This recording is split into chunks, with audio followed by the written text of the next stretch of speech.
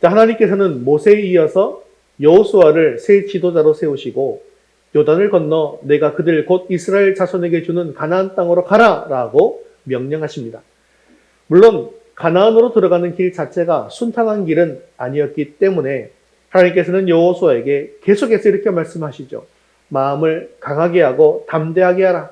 내가 너와 함께 하겠다라고 말씀하시면서 위로도 주시며 용기도 더해 주셨습니다. 이렇게 지금까지 준비 과정을 살펴보면 먼저 여호수아라고 하는 지도자를 세우시고 백성들에게 지도자의 인도에 따라 하나된 마음을 품도록 해주셨습니다. 그리고 여리고성 지역 정탐을 통해서 하나님께서 이 땅을 자신들에게 붙이셨다라고 하는 확신도 가지게 해주셨습니다. 이제 이 영적 싸움에 대한 만반의 준비가 다 된 것입니다. 그러므로 이스라엘은 이제 믿음으로 나아가기만 하면 되는 것이죠. 그런데 가나안으로 들어가는 이 입구에서 바로 요단강을 만나게 되어집니다. 그런데 이 요단강은요, 그들의 힘으로는 결코 넘을 수 없는 큰 장애물이었습니다. 그렇다면 그들은 어떻게 이 난관을 극복하고 지나가서 가나안 땅을 차지할 수 있게 된 것일까요? 오늘 말씀은 이렇게 험난한 장애물이 가로막고 있는 모습도 우리에게 보여주시고 계시지만 어떻게 하나님과 함께 그 장애물을 지나갈 수 있는지도 보여주고 있다는 것입니다.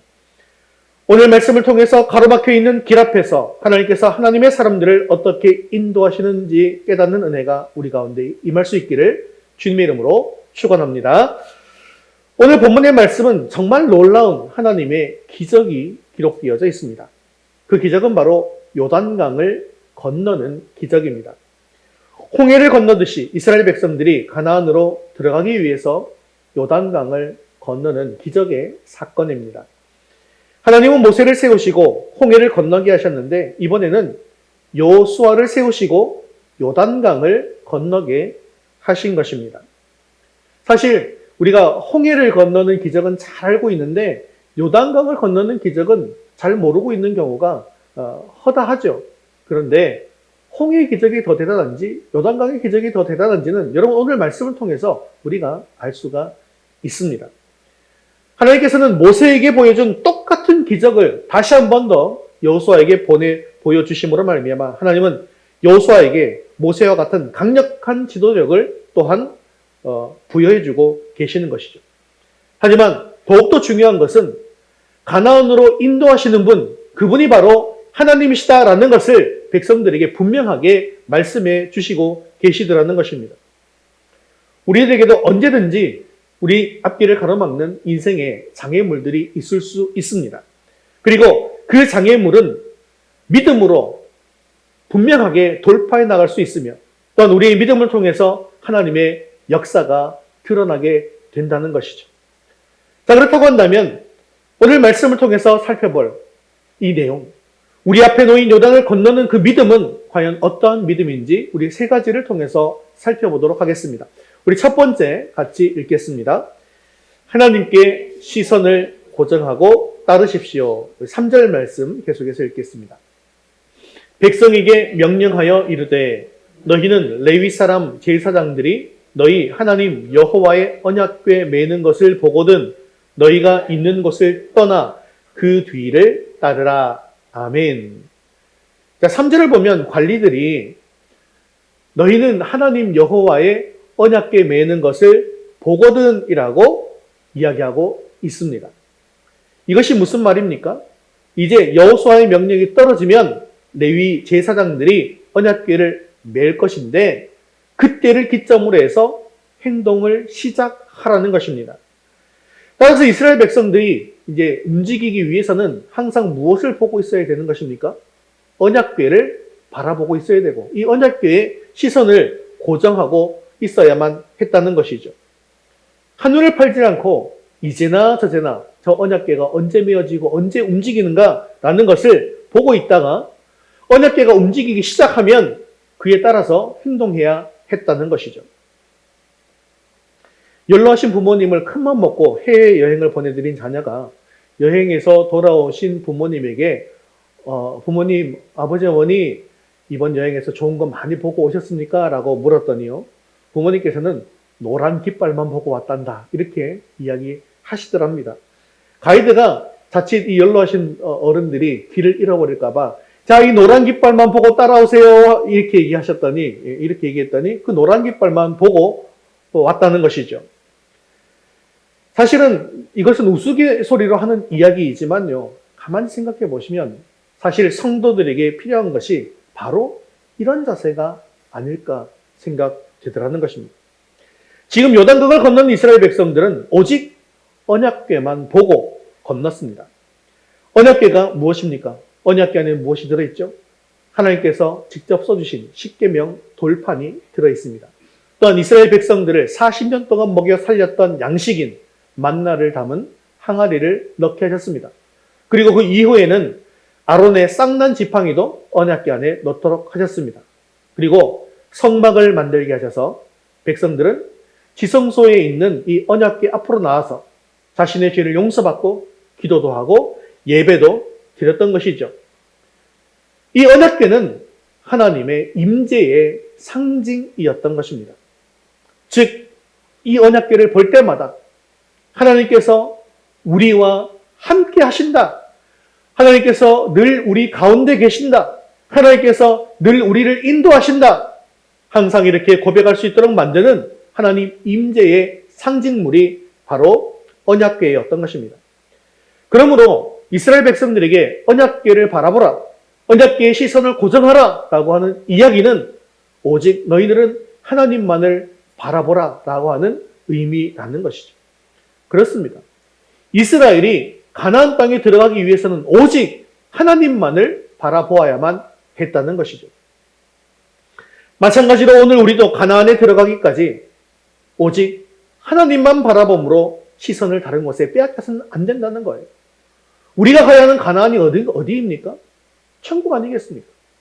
천국 가는 그날까지, 천국에 들어가는 그날까지 우리의 시선을 하나님의 언약궤, 하나님에게 고정해야 한다는 것입니다. 다른 것들을 바라보지 말라는 거예요. 아까 해외여행 이야기 기억나십니까? 그 부모님 뭐만 보고 왔다고요? 노란색 깃발만 보고 왔다고요. 딴 거 아무것도 못 봤대요. 실제로 그런 일이 벌어지지 않겠지만 우리들도 세상에 지금 나아가서도 하나님만 바라보아야 한다는 것입니다. 그러나 요즘에는 성도들도 하나님보다 세상의 다른 것들을 바라보며 살아가는 경우들이 너무나도 많이 있습니다. 세상 일에는 전문가 수준이에요. 그런데 성경에 대해서 물어보면, 하나님과 예수님에 대해서 물어보면 아는 것이 별로 없습니다. 여러분은 지금 무엇을 바라보고 계십니까? 하나님만 바라보고 있습니까? 아니면 아직도 세상에 구해야 될 것도 많고 관심 가져야 될 것도 많이 있습니까? 세상에 그렇게 관심이 많고 세상의 것을 따라 사는 사람들에 대해서 야고보는 간음하는 여자라고까지 이야기했습니다. 사랑하는 성도 여러분, 그러므로 그동안 잠시 마음이 세상 유혹에 이끌렸다 할지라도 이제부터는 마음을 다잡시고 하나님만을 바라볼 수 있게 되어지기를 바랍니다. 그래서 하나님께서 이끄시는 길로 갈 수 있게 되어지기를 바랍니다. 하나님께서 이끄시면 우리 앞길을 막고 있는 어떤 요단강 같은 장애물이 우리를 가로막고 있다 할지라도 능히 건너서 가나안으로 들어가게 되어질 것입니다. 또한 이스라엘 백성들이 가나안 땅에 들어가기 위해서는 반드시 언약궤를 맨 그 제사장들의 뒤를 따라야만 했습니다. 그것은 왜 그랬을까요? 이스라엘 백성들이 들어가야 하는 그 가나안 땅은요, 그들이 처음으로 가는 길이었습니다. 따라서 그들 스스로는 바른 길로 갈 수가 없었던 것이죠. 그래서 하나님께서는 하나님 임재의 상징인 언약궤를 맨 제사장들로 하여금 이스라엘 백성들 앞에 앞서가게 하시고 또한 백성들은 그 뒤를 따르게 하신 것입니다. 그리고 이 언약궤를 따르는 방법에 대해서 4절에 이렇게 말씀하고 있는데요. 우리 4절 말씀 같이 읽겠습니다. 그러나 너희와 그 사이 거리가 2000규빗쯤 되게 하고 그것에 가까이 하지는 말라. 그리하면 너희가 행할 길을 알리니 너희가 이전에 이 길을 지나보지 못하였음이니라 하니라. 아멘. 자, 언약궤를 바라보고 언약궤를 따라가야 하는데 거리를 2000규빗쯤 두라고 합니다. 2000규빗 하니까 거리가 가늠이 안 되시죠? 계산하면 얼마쯤 되겠습니까? 자, 1규빗이 얼마라고요? 네, 팔꿈치. 네. 그래서 45cm 정도 됩니다. 그럼 2000규빗은요? 900m 정도가 되는 것이죠. 왜 하나님께서는 900m라고 하면 가까운 거리예요? 먼 거리예요? 어느 정도 먼 거리가 아니라요. 굉장히 먼 거리입니다. 굉장히 먼 거리예요. 굉장히 먼 거리인데 그만큼 거리를 띄우고 따라오라고 하시는 것이죠. 왜 그럴까요? 먼저는요.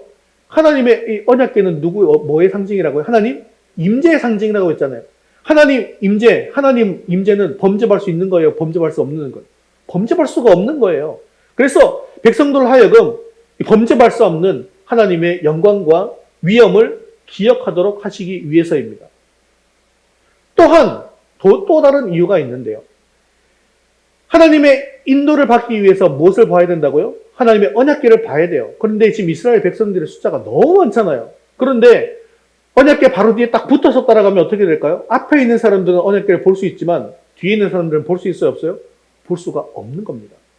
그렇기 때문에 900m나 되는 그 거리의 언약궤를 뛰어넘음으로 말미암아서 모든 이스라엘 백성들이 하나님의 언약궤를 바라볼 수 있도록 한 조치였다는 것이죠. 그래서 이 낯선 길을 가는 이스라엘 백성들이지만 길을 잃지 않고 가나안으로 들어가게 하신 것입니다. 이러한 사실은 이 말씀 속에 그리하면 너희 행할 길을 알리니라는 말을 통해서 우리는 잘 알 수가 있습니다. 지금 이 언약궤는 이스라엘 백성들에게 있어서는 안내자와 같습니다. 지금으로 따지면 내비게이션이라는 거죠. 지금 이스라엘 백성들이 가는 길은 한 번도 전에 그들이 가본 적이 없는 길입니다. 따라서 이 땅은 안내자가 없이는 절대로 갈 수 없었다는 것이죠. 오늘 하나님께서는 이 중요한 행진을 앞두고 선포하고 계십니다. 언약궤를 바라보라. 이 말은요, 역사의 주인 되신 하나님을 바라보아라. 우리 삶의 주인 되신 하나님을 바라보고 따르라라고 하는 명령이십니다. 마틴 루터가 오늘 아침에 빵을 먹고 있었습니다. 그런데 자기 옆에 강아지가 있었는데요. 이 강아지는 자기 손에 있는 이 빵을 보고 있더라는 거죠. 그래서 손이 입으로 이 빵을 가져가면 입을 쳐다보고 또 손이 내려와서 빵을 뜯으면 빵을 뜯는 그 손을 바라보고 있더라는 거예요. 또 그러다가 또 빵을 먹으면 그 입을 쳐다보고 있더라는 것입니다. 할 수 없이 이 빵을 뜯어가지고 이 강아지에게 주었습니다. 그랬더니 이 강아지가 허겁지겁 먹더라는 거예요. 그런데 그때 무언가를 깨닫고는 눈물이 왈칵 쏟아졌다고 합니다. 그러면서 이렇게 기도했대요. 나는 세상을 바라보면서 늘 하나님이 나를 바라봐 달라고 기도했는데 그러나 하나님은 언제나 나를 바라보고 계셨습니다. 하지만 내 눈이 엉뚱한 것만 바라보고 있었습니다. 나는 이 배고픈 강아지 한 마리만도 못한 사람이었습니다. 이제부터는 하나님만 바라보고 살겠습니다. 라고 울면서 기도했다고 합니다. 사랑하는 성도 여러분, 신앙생활은요, 하나님 중심으로 사는 것입니다. 늘 하나님만 바라보고 하나님의 말씀에 따라서 움직이는 것입니다. 오직 하나님 한 분에게만 우리의 시선을 고정할 수 있기를 바랍니다. 오직 하나님만을 바라보고 달려가십시오. 하나님보다 앞서지 마시고 기도보다 앞서지 마시고 늘 하나님 중심, 말씀 중심, 교회 중심으로 사시기를 바랍니다. 하나님의 말씀을 앞장세우고 달려가는 사람에게 하나님께서는 그 인생도 앞장세워 주시기 위해서 길을 열어주시는 것을 믿으시고 오직 하나님만 바라보시고 하나님을 따르시는 저와 여러분 되시기를 주님의 이름으로 축원합니다. 우리 두 번째 같이 읽겠습니다. 자신을 성결하게 하십시오. 5절 말씀 읽겠습니다. 여호수아가 또 백성에게 이르되 너희는 자신을 성결하게 하라. 여호와께서 내일 너희 가운데 기이한 일들을 행하시리라. 아멘. 자, 여러분, 지금 요단강을 건너가야 하는 그 과정 앞에서 요단강을 앞에 두고 있는 이 상황 속에서 이렇게 명령하는 것 이상하지 않습니까? 괜찮습니까? 지금 명령이 어떤 명령이요? 자신을 성결하게 하라. 그런데 요단강으로 진격하기 위해서 사실 좀 적당한, 우리 생각에 적당한 명령은 어떤 명령입니까? 지금 당장 배를 만들어라. 또는 지금 다리를 만들려고 준비를 하여라. 그죠? 아니면 수영하는 방법을 지금 배우자. 뭐 이런 거라야 우리 인간적인 생각으로 맞는 것 아니겠습니까? 아니면요. 강 중에는 지금 우리 앞에 모인 강은 깊은 강이지만 얕은 곳이 있을 것이다. 얕은 곳으로 정탐을 가자. 뭐 이래야 되는 거 아니겠습니까? 그런데 전혀 그렇지 않습니다. 하나님의 명령은 자신을 성결하게 하라는 것입니다. 즉 내일 하나님의 기적이 일어날 것인데 문제는 그 기적이 예정대로 나타나려고 한다면 이스라엘 백성들의 거룩과 성결이 반드시 필요한 것이다라는 것입니다. 이것은 이스라엘 백성들이 시내산에서 율법을 받을 때에도 마찬가지였어요. 하나님께서는 모세에게 친히 이렇게 명령하셨는데 출애굽기 19장 10절 11절 말씀에 보면 이렇게 되어 있습니다. 함께 읽겠습니다. 여호와께서 모세에게 이르시되 너는 백성에게로 가서 오늘과 내일 그들을 성결하게 하며 그들에게 옷을 빨게 하고 준비하게 하여 셋째 날을 기다리게 하라. 이는 셋째 날에 나 여호와가 온 백성의 목전에서 시내산에 강림할 것임이니. 이처럼 우리 앞을 가로막고 있는 요단과 같은 이 장애물을 건너기 위해서 우리에게 필요한 것 또한 바로 성결이더라는 것입니다. 그렇다고 지금 우리도 이스라엘 백성들과 같이 아무것도 하지 않고 가만히 기다리기만 해라라는 그런 뜻은 물론 아닙니다. 시험을 앞둔 수험생들이 있죠. 예, 좀 여기도 있어요, 그죠? 시험을 앞둔 수험생들 있죠, 이렇게 있는데 뭘 해야 되겠습니까? 뭘 해야 돼요? 자, 열심히 기도하고 죄를 짓지 않고 해야 합니다. 그러면서 또 뭘 해야 되는 겁니까? 열심히 공부해야 합니다. 직장을 다니시는 직장인들은요, 직장에서 어떻게 최대한 효과를 낼 수 있을 것인지 열심히 연구해야 합니다. 해야 해요. 자신에 있어서 최선의 길이 무엇인지 찾아야 합니다. 그런데 이것을 하는 바탕에는 뭐가 있어야 된다는 거예요? 성결이 있어야 된다는 거예요. 성결은요, 구별된 것입니다. 자신의 행실 속에서 세상의 방식과는 구별되려는 노력이 반드시 있어야 한다는 것이죠. 그래서 성결하게 하는 삶은요, 말씀에 따라서 죄를 짓지 않도록 노력하는 것입니다. 사람이 위기가 닥치면요, 자기 꾀를 내거나 비정상적인 방법으로 이것을 돌파하려고 합니다. 그래서 사업가에게는 뇌물과 거짓말이 그 사업가를 유혹합니다. 그리고 수험생들에게 유혹하는 게 뭐죠? 부정행위, 컨닝, 이런 것들이, 이 약한 것들이 우리를 유혹합니다. 하지만 이런 길은요, 성결한 길도 아닐 뿐더러 하나님께서 결코 원하시는 길이 아니더라는 것이죠. 제가 훈련을 할 때 이런 일이 있었어요. 우리 훈련하는 집사님 중에 한 분이 나눔을 하시다가 그때도 죄에 대한 문제였습니다. 특히 세상과 구별되고 성결한 문제에 대한 이 훈련을 하고 나눔을 하는 과정 속에서 이런 얘기를 하시는 거예요. 내가 지금 오늘 이 훈련을 마치고 저녁에 담당자를 만나기로 했다는 거예요. 그런데 이 담당자를 설득시키기 위해서는, 그래서 내가 이것을 따내기 위해서는 반드시 음주, 향응, 여자, 돈, 이런 것들을 제공해야 된다는 거예요. 누구나 다 그렇게 했고, 그렇게 하지 않으면 난 이걸 따낼 수가 없다는 거죠. 그런데 오늘 이 말씀을 듣고 나니 제가 이렇게 할 수가 없습니다. 할 수가 없습니다. 그래서 오늘 저녁에 가서 그 만난 자리에서 식사만 하고 잘 부탁드리겠습니다 하고 헤어지겠습니다. 그럼에도 불구하고 하나님께서 선한 길로 인도해 달라고 오늘 우리 좀 간절하게 기도해 주시기를 바랍니다 라고 요청을 하셨어요. 그리고 가셨습니다. 가셨는데요, 하나님께서는 놀랍게도 그날 저녁에 어떤 일을 보여주셨을까요? 그렇게 밥만 먹고 헤어졌는데 당신하고 꼭 같이 일하고 싶다라고 연락을 받았다는 거예요. 그러면서 할렐루야 하면서 막 전화가 왔어요. 하나님 너무 감사합니다. 사실은 그 사람 입장에서는요, 기적과 같은 일이 벌어진 것입니다. 세상의 관행을 다 엎어버리고 하나님께서 임재해 주셔서 하나님께서 임해 주셔서 그 일들을 가능할 수 있도록 해 주셨다는 것이죠.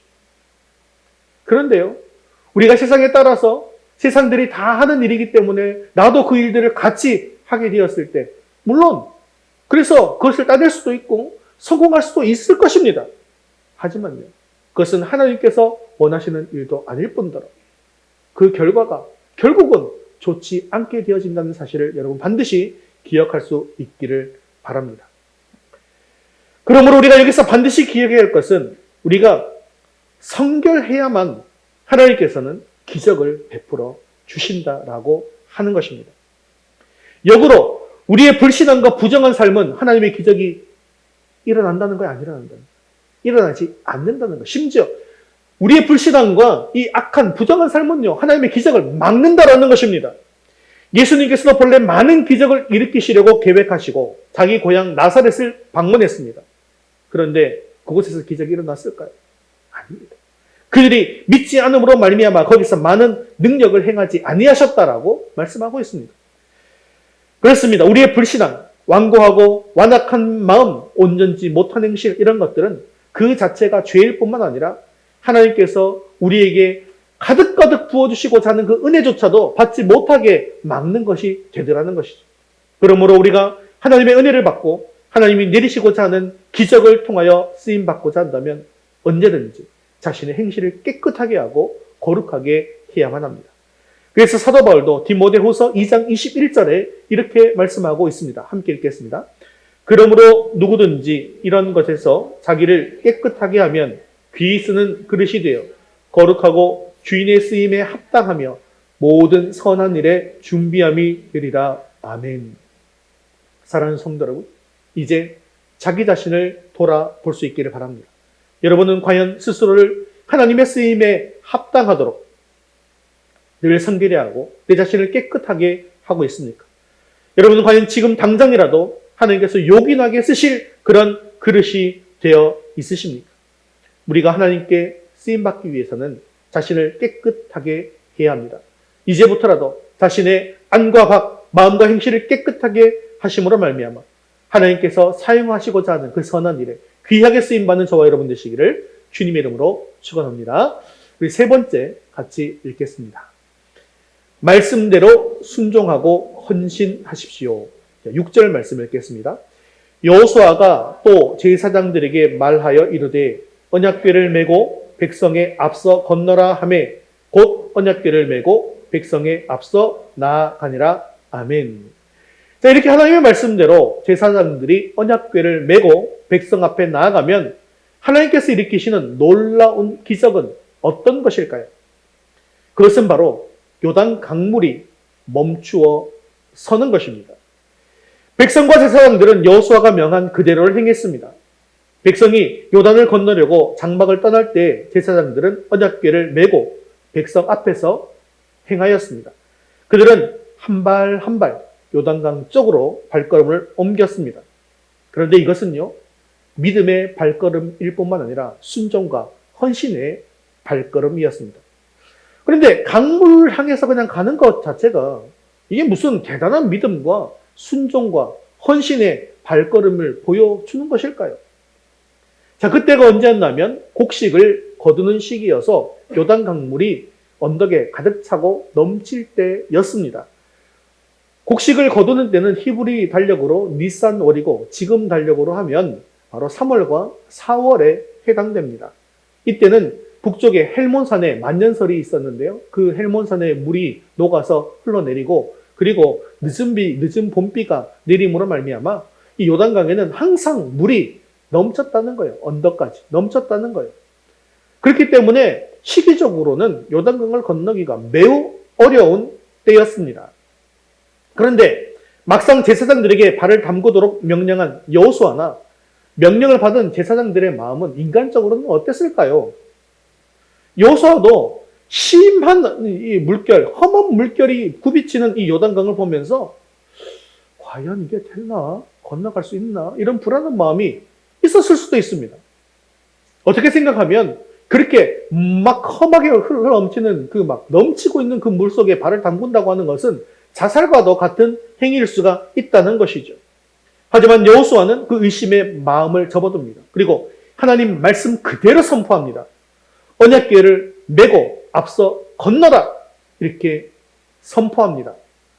그리고 제사장들도 그 의심의 마음을 접어두고 선포된 하나님의 말씀 그대로 순종해서 언약궤를 메고 앞서 건너갑니다. 여호수아 3장 8절 말씀도 계속해서 읽어볼까요? 8절 말씀입니다. 너는 언약궤를 맨 제사장들에게 명령하여 이르기를 너희가 요단 물가에 이르거든 요단에 들어서라 하라. 이게 세 번역에는 요단에 들어서라 하라를 어떻게 번역하고 있냐면 같이 읽어보겠습니다. 요단강에 들어가서 서 있으라고 하여라. 물속에 들어가 있으랍니다. 결국은 이거 들어가서 죽으라는 것인가 라고 생각할 수도 있는 그런 장면 아니겠습니까? 여러분, 마음으로 믿는 것은요, 쉽게 할 수 있습니다.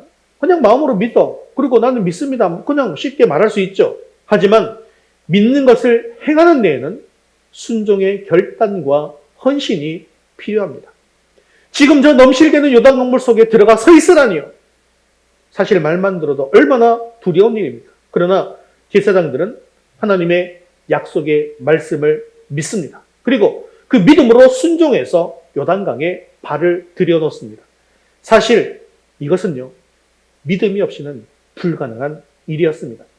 그러나 제사장들은 인간적인 생각 내려놓고 부정적인 생각도 내려놓고 불신의 생각도 다 내려놓습니다. 오직 믿음으로 순종해서 요단강에 발을 들여놓았습니다. 그리고 제사장들의 발이 물에 잠겼습니다. 그러자 어떤 일이 벌어졌을까요? 16절 말씀 같이 읽겠습니다. 곧 위에서부터 흘러내리던 물이 그쳐서 사르단에 가까운 매우 멀리 있는 아담 성읍 변두리에 일어나 한 곳에 쌓이고 아라바의 바다 여매로 향하여 흘러가는 물은 온전히 끊어지매 백성이 여리고 앞으로 바로 건널세. 아멘. 지금까지 그들의 눈앞에 그렇게 창렬하게 흘러넘쳤던 그 요단 강물이 뚝 그쳤다라고 말씀하고 있습니다. 이로 말미암아서 이스라엘 백성들은 마른 땅으로 향하여 요단을 건넜습니다. 하나님께서 자기들을 인도하시는 그 과정 속에서 순종하는 백성들에게 엄청난 기적을 보여주시는 것입니다.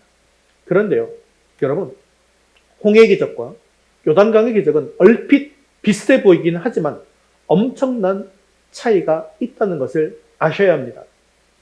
우리가 은혜를 받는 방식에는 홍해 신앙이 있고 요단강 신앙이 있습니다. 사실 홍해 신앙은요, 우리가 예수를 처음 믿을 때 받는 그런 은혜의 방식입니다. 이 신앙은요, 보고 믿는 단계이죠. 기적을 보여주시면 내가 믿겠습니다. 그래서 기적을 보고 믿는 거예요. 먼저 은혜를 보여주시고 축복 주시면 믿겠다라고 하는 조건적인 신앙입니다. 그런데 이 신앙이 과연 성숙한 신앙일까요? 여러분, 예수님 시대에 기적을 본 사람들이 너무나 많았습니다. 너무나 많았어요. 그들이 다 예수님을 따랐습니까? 아니에요. 보고 그 당시에는 막 잠깐 동안은 반짝 인기를 누리게 하는 것처럼 막 따라다니긴 했지만요.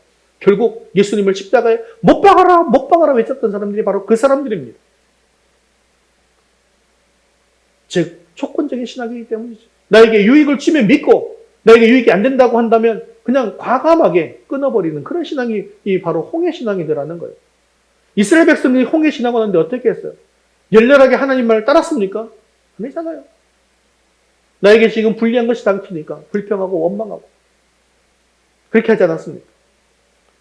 하지만 요단강 신앙은요, 보다 성숙한 단계의 신앙입니다. 이때는 먼저 하나님께 자신을 먼저 내려놓습니다. 그리고 순종하고 헌신함으로 은혜를 받게 되어지는 그런 신앙이라는 것이죠.